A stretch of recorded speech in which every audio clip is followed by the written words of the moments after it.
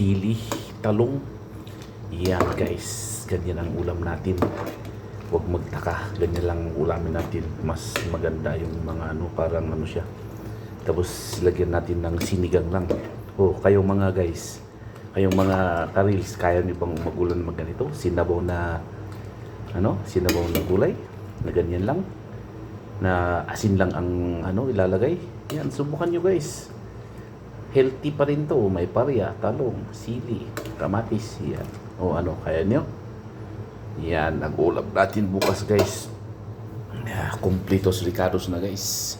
Yan, bye bye. Maraming salamat sa manonood. At sana i-follow ninyo ako sa aking YouTube channel, Dayo sa Biskaya. At ang ating reels, ay ating ano na to, page post, page na more piminsi. Yan, ulam natin guys, masarap, yummy.